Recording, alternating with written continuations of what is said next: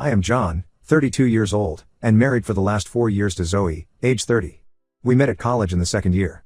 We were ganged up by the lecturer to prepare a presentation for an entrepreneurship class project. During that project, I was moved by her fast thinking and going for the jugular innovative ideas. We spent countless nights in the library, fueled by cheap coffee and big dreams, working on business plans that we were sure would change the world. It had been extremely tough at first, post-graduation, when I had decided to open my own marketing agency. It was tough going at first. I worked from my parents' garage that first year, living on nothing but ramen noodles and determination. Zoe was my rock during this time. Even though she had taken a job at a big finance firm in the city, she'd spent her weekends helping me think of ideas and pitch to potential clients. Sure enough, things started to pick up, albeit rather slowly. First, a couple of small, local businesses turned into my clients. In another month, a mid-sized tech startup followed. Before I knew it, I had to start hiring employees, and then more employees. And here, 5 years down the line, I am so proud to say that Apex Marketing today has 15 family members, servicing the state. I married Zoe, and we finally married 2 years into my business journey. It was a small ceremony, we didn't have much money, but it was perfect for us. We promised we would always support each other's dreams, no matter what. And for the most part, we have kept that promise. The problem started 6 months ago when Zoe's older brother, Max, 35M, moved back into our city. In truth, I had only met Max a few times before, at our wedding and a couple of family Christmases, but Zoe had always spoken very highly of him. He was her childhood hero, the cool older brother who taught her how to ride a bike and stood up to bullies for her. Max had been a tech startup entrepreneur on the West Coast for a good decade. He was the type who was just going to make it big but for some reason didn't. Now he was unemployed again because his last venture had failed, and his debt was through the roof. Max called Zoe and told her that he was coming home to regroup and plan his next move. I was thrilled. I figured that it would be really good for Zoe to get a fresh start with her brother and was planning ways that we would be able to hang out with him. I even offered him the chance to stay with us for a few weeks until he finds an apartment. Time began to drag into weeks, and these weeks began to be some months. First, it was okay. Max was charming and full of stories about Silicon Valley. He would regale us with tales of the celebrity investors, the lavish launch parties. However, as time went on, I started to find some inconsistencies in his stories. Timelines were a bit off, and the names he was dropping seemed to change with each retelling. Max always found excuses about what was wrong. The apartment or job couldn't be found, rents were high or the market was tough. He was waiting to hear the results about some big opportunity. All the while, he sat in our house, playing video games on our big screen TV and ordering from the most expensive of takeout places on our dime, spending all his other time elsewhere, doing the same thing. I tried to be patient. I would remember how tough it had been when I was starting out, and I wanted to cut Max some slack, but it was getting pretty thin. Our grocery bills had at least doubled, our electricity bill was through the roof, and Max hadn't contributed a dime to anything. Zoe kept covering for him, saying he was under too much strain for a while now and he needed our help. I got it, but at some point, I felt like we were supporting a sense of entitlement. When I'd try to talk to Zoe about it, she'd get defensive. He's family, she'd say. We can't just throw him out on the street. The worst thing that could happen is that Max started taking an interest in my business. I was actually flattered for a minute there. He'd ask what I do, how I do it, what my strategies are, and how I deal with customers. So maybe he was going to try to get back out in the working world and was using me as inspiration, right? But then he started giving me unsolicited advice. He knew enough to criticize the marketing campaigns with which he said we were not cutting edge enough. He could prescribe for me all the things we could do with our website, which would have cost a bomb. He even tried to tell me how to manage my team, though he hadn't met them. I ignored him, but it was becoming irritating. After all, it is not like Max ever established a successful business himself. And he tried to instruct me on the subject. Gradually I started avoiding coming home early, preferring to stay in the office to avoid another episode of Max enlightening me about business. I finally had the migraine last week and decided to come home early. My head was pounding as I stepped into the house and heard Max's voice coming from the home office. He was using the phone to someone, on my computer. At first, I thought nothing of it, maybe he was finally job hunting. But then I heard him mention Mrs. Johnson's name. Mrs. Johnson is one of the biggest clients I have. She owns a chain of boutique hotels and was among the early business trend followers of Apex. To me, her account represents a serious chunk of our yearly revenues. My jaw hit the floor when Max told Mrs. Johnson he was now co-running the agency with me and had some exciting new ideas for her account. In other words, he was trying to hijack my client relationships. I burst into the office and Max went white. He hurriedly ended the call and tried to play it down as one big mistake. He admitted that he was just trying to help, that he thought he could throw some Silicon Valley innovation or relevance in there to light a fire under the idea. But I knew better. This wasn't a bumbling, well-meaning mistake. This was an attempt to ingratiate his way into my business. Who knows how long this had been going on? How many other clients had he contacted? I was furious. This was all the frustration that had been building up in me all these months. I told Max he needed to leave. Not just the office, but our house. I gave him 24 hours to pack his things and get out. He tried to argue that I was overreacting, that he was merely trying to help the family business grow. Family business? He had been living in my house for months without paying rent, providing nothing but criticism and empty promises. And now he had the nerve to claim my hard-earned success as a family business? Zoe had just walked in the middle of our argument. Shocked to the core at seeing us yelling at each other, I thought she would side with me when I told her what had happened. For this was our livelihood Max was messing with. But to my surprise, Zoe was livid with me. She accused me of being a child in my overreaction, of being unkind to her brother. She couldn't understand why I couldn't, or wouldn't, just work with him or even give him a chance. It was like she had forgotten all the late nights, all the sacrifices we'd made to get this business to where it is today. I tried to point out that Max had betrayed my trust and put my client relationships in danger, but Zoe wouldn't have it. She kept saying that must be some mistake, and Max would never mean to steal my business. It has been 3 days since that fateful meeting. Max is still here, imposed on my pleasure. He acts like an injured party, convinced that I am threatened by his supremely better business knowledge. Zoe is barely speaking to me, she is with him all the time, plotting ways of convincing me to let him stay. I feel like I'm taking crazy pills. Am I really the asshole for trying to protect my business and wanting to kick someone out who was trying to take advantage of my hospitality? How do I make Zoe understand her brother isn't who she thinks he is? Update 1. I am aware that it has been 2 weeks since I wrote my last entry, and in the interim, there has really been so much happening. Of all, I have to sincerely thank all of you for your advice and support. It really helped me put this into perspective and gave me the guts to act. Things were immediate and incredibly tense after my confrontation with Max. Zoe was still pissed off at me. She only ever said 2 words to me, commenting on my rough treatment of her baby brother. Max, on the other hand, became the professional victim. He would mope around the house, heaving big sighs and saying that he had really only tried to be help to the family.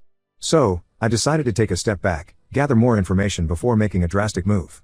I secretly spent a couple of days checking my business records, emails, and recent client interactions. What I found out made my blood run cold. So I called Mrs. Johnson, supposedly to check in after our last meeting. You already know, I told her in a semi-reverent sort of way, that I hoped that call was helpful that you had received from my associate. Mrs. Johnson sounded confused. Oh, you mean your brother-in-law? She said. He seemed nice, but I was a bit surprised when he started talking about completely overhauling our marketing strategy. My heart sank. I inquired of Mrs. Johnson how long ago this conversation had taken place. Oh, about 3 weeks ago, she replied. He's called a couple of times since then, actually. 3 weeks. 3 weeks Max had been contacting my clients behind my back. I thanked Mrs. Johnson and hastily bade goodbye. Then I began calling other clients. What I discovered was something so terrifying, a month-long history of Max talking to some of the largest clients I have. He introduced himself as our partner in his mouthful of acronyms for the very specific services that we did not even offer. One local restaurateur shared that Max promised him to create a revolutionary AI-driven menu optimization system. Another said Max was pitching a blockchain-based loyalty program. Of course, we couldn't and never intended to deliver any of those things. My head reeled. This was too much of a coincidence. And this was certainly no case of mistaken identity. This was sabotage, premeditated malignant intention. What for? To hurt my business from within. Armed with that, I knew I had to talk to Zoe. I found her inside folding clothes in our room. We need to talk, I started. It's about Max. Zoe sighed, she probably prepared for another argument. Definitely, when I handed her the proof in black and white, clients' emails and messages giving an account of up-close conversations with me, realization started to build up through her eyes. I don't understand, she murmured, sliding into bed. Why would he do this? I all but came to tears when she finally believed me, yet, at the same moment, great sadness for the pain this was obviously causing her washed over me with relief. Finally. I don't know, but we can't let this continue. Zoe nodded slowly. Enough, she whispered. He has to leave. But when we confronted Max together, things got worse. At first, he tried to deny everything, saying that the clients misunderstood. But he quickly changed his demeanor as we presented him with evidence one after the other. He accused me of turning Zoe against him. You always thought you were better than all of us, didn't you? He accused. You're just scared because you know I could run this company better than you could ever do. But he didn't stop there. Max even accused me of stealing his intellectual property in a court of law by stating that the ideas he had shared when living with us were legally his, and that he had recordings of these conversations where it was clear that I had appropriated his ideas. It was all nonsense. Max had never shared even a remotely practical idea, now this one was threatening him with a lawsuit. Baseless, but the threat of legal action was terrifying. We told him he had 48 hours to move out, or the authorities would be notified. Those 2 days were incredibly tense. Max would try to guilt-trip Zoe, reminding her of their childhood and how she was betraying him, and make veiled threats about ruining my reputation in the industry. But we held our ground. To Zoe's credit, she didn't flinch. She was both hurt and angry, but she stood strong beside me. In the morning, the day he was to leave, we found Max gone. He had left in the course of the night, carrying away some of our electronics and most of the things made out of Zoe's jewelry. We found a note on the kitchen table that simply read, "You'll regret this." We filed a police report, but in all honesty, the chances of our stuff being recovered are slim. What's important is that he's out of our house and our lives. Zoe is extremely upset. She now feels betrayed by her own brother and also starts to feel guilty about not having seen through him a long time ago. She was constantly repeating that she should have listened to me all along, and that she should have noticed the signs. I try my best to comfort her, telling her that now what Max is doing is not her fault. All while I'm in the process of turning my clients from liability to asset. I've been making personal phone calls, sending personal emails, and even sending personal visits to apologize for the confusion and ensure them that Max had absolutely no authority to make any promises about the workings of the deal. But most of my clients have been understanding to me, and I really am just scared about what the long-term effects are going to be on the business's reputation. I've been looking into the legal options to fend off any future interference of the business by Max. Well, it's been a bit of a haywire couple of weeks, but I think I've gotten on the same page with Zoe, finally. We are truly united in this crisis, and in a weird way, it has brought us closer. Our communication has opened up and we talk more than we have in months. I'll keep you updated if something major happens. Thank you all for your support during this crazy time. Update 2. A month has passed since Max left, and things are slowly beginning to fall back into normalcy, the old way. I thought I would just update everyone with what's going on in my world. The good news, I did manage to retain them all after, again, literally a ton of phone calls, emails, personal meetings. Understandably, she was upset at the confusion and had already threatened to place her business elsewhere, but I was most definitely on the rocks of losing Mrs. Johnson. After a very long lunch explaining the situation to her and laying out a new, realistic marketing plan for her hotels, she agreed to stay on board. In fact, this whole ordeal seems to have further strengthened my relations with a certain set of clients, who really respected and valued the honesty and effort that went into writing everything. A few even told me their family business dramas, which helped put things into perspective. Legally, we even spoke to a lawyer about Max's threats. There is no question that Max has no grounds on which to argue an intellectual property claim. His ideas that he may have mentioned in passing while living with us are not the intellectual property, especially when there's no proof that I actually had used any of these so-called ideas in my business. But with Max's erratic behavior and death threats, we did apply for a protective order. This enforces it, in my client's regard so that he is not allowed near our home or office. It's hoped we will never need to rely on them, but it's reassuring to know that the law is with us in this regard. The police did not have any breakthrough in catching our stolen things. They said unless something comes back through a pawn shop or online sale, they can't do much about it. We have moved on from it all. We have beefed up home security and changed all our passwords and account information just to be safe. The hardest thing this past month has been trying to help Zoe process it all. She's been living with so much guilt and betrayal. Max wasn't just her brother, he was her childhood hero. She's been telling me stories of how Max used to let her tag along with his friends, how he raised her to stand up for herself with blows, how he dared her to continue gymnastics when our parents wanted her to have a safe career. This other side of Max has shocked Zoe to the core. She's been sleeping fitfully and is jumpy whenever the phone rings, fearing it might be Max. She's also been going through old family photos, as if trying to find clues she'd missed into the kind of person Max would become. I told her to go see a counselor to work through her feelings about all of this, but she's pretty resistant to that idea. She says it's just a matter of time, though I do worry. I've tried to be here for her, but, I'll be straight, it's been trying. I can't help but get a bit angry, even. After all, I wised up to Max so much sooner. Then I remember that Zoe had a long history of time spending with Max, so it's not just that she's in any relationship. And then, something out of the blue happened last week. We got a call from Max and Zoe's parents. Max had gone to their place and narrated a whole different story. In his version of what happened, he had come up with all the ideas and I had stolen them. And when he threatened to go to the police, that's when I asked him to leave. He had shown himself to be an innocent victim and Zoe, who had picked me above her purebred brother. Zoe had been on the phone for hours to her parents, explaining what had really occurred. They were as shocked as Zoe. They, too, had regarded Max as a golden child, the one who would go far. The news of his subterfuge and theft hurt them. Luckily, at the end, they did believe us. It helped a lot that we showed them the evidence of Max's actions. They apologized for their son's actions and reassured us that if ever Max contacted them again, they would inform us. I saw that this was a really tough and tiresome conversation for Zoe, although I bet, in some ways, it brought a relief to her. It helped her to realize she was not the only one who had been duped by Max. As for my business, I've taken steps to prevent something like this from happening again.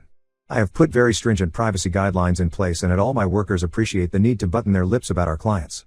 There is also an increased sense of caution about what and where I share things at home with respect to work. Pity it has to come to that before I can be careful in my own home, but it did. It has indeed been an awful month, but I am beginning to feel that very gradually things take a turn for the better. Certainly, Zoe and I are talking to each other as we never did previously, and though the experience was so painful, after all, it brought us so much closer together. So, we've had a lot of deep talks connected with belief, loyalty toward one another, family, and what lies ahead of us. I've also felt some positive changes towards my business. This crisis forced me to look hard at the operations I was conducting and at client relationships. I've also started to use new strategies that make it easier to communicate with the client and to conduct the flows of the processes. It sort of pushed me to do things that otherwise I would not have done. To be posted again shortly once something major happens with Max or legally. For now, we are moving on and healing in our personal lives and my business. Update 3, it's been 3 months since my last update, and I wanted to share some final developments in this saga. The biggest news is, Max was arrested 2 weeks ago. Not for anything relating to us, thankfully, but for trying the same scam on another small business owner in the neighboring city. Apparently, he had not learned his lesson and thought he could get away with it again. We learned this when we received a call from a detective. He had been investigating some recent activities of Max and had come up with our police report after he stole all our stuff. He wanted to learn if we would be willing to give a statement regarding our interactions with Max. It was through relating with Zoe that we agreed to cooperate with the inquiry. We spent one afternoon at the police station relating everything to the police. I found it exhausting, remembering everything, but at the same time relieving. The detective informed us that we weren't the only ones Max had tried to jack. There were at least 3 other cases they knew of, all following a similar pattern. Max would ingratiate himself with small business owners, push his way into their operations, and then either steal from them or take over their client relationships. Zoe took the news of Max's arrest hard. After the detective got off the phone with her, I found her crying it out in the bedroom. I keep thinking about when we were kids, she told me. How did he go from being my protective big brother to this? Little by little, though, I think that through the news in the days following, it sort of made Zoe at peace with everything. It really helped her to realize that it was not her fault that Max was being blamed. She has stopped jumping at every ring and sleeps much better now. Good news is, Zoe finally relented and saw a counsel. She has had a couple of meeting sessions by now and says it helps her get to terms with what really happened. She has also been active in rehabilitating some of her old friends that she lost touch with during Max's stay with us. I am very proud of her, for it seems like those are really steps towards healing. Now it's more or less back to business, and all the extra effort I put in to talk to these clients during the crisis weeks has now proved useful. Heck, I even have a couple of new clients out of the ones these clients of Max referred. It seems the way I handled the situation was impressive to such an extent that they went around speaking about my professionalism. Through this, Zoe and I have been able to have deep discussions about the future, realizing that being on the same page about life, particularly family, is paramount. We have gone through lots of conversation regarding our future, testing clearly defined ways on how to handle family requests in the future. We have also begun discussing with each other the issue of how we would like to structure our family. This ordeal has dawned on us that we are strong enough as a team and that we feel up to the challenge of being parents. It is, therefore, amazing to plan what awaits us in the future, as it is not just a matter of reacting to the crises. Last week, finally, we managed to replace the TV that Max had taken when he left. While setting it up, Zoe turned to me and said, "You know, I'm actually glad he took the old one. This new one's much better, and every time I look at it, I'm reminded that we got through this together." Small, but it meant a lot. Looking back, as much as this experience was a struggle, I believe it strengthened our relationship. We learned a lot about communication, trust, and how to stand united in the face of adversity. This has taught us that even within family, setting boundaries is vital. And since then, we have not heard a word from Max, but to be honest, we are just fine with that. We are busy with each other and the life we expect to build together. And should he ever try to come back into our lives, we will know how to stand our ground together. Thanks to all for your support through this journey. Your advice and encouragement helped us to carry on. It truly was a very tough time. Here's to moving forward and leaving the drama behind.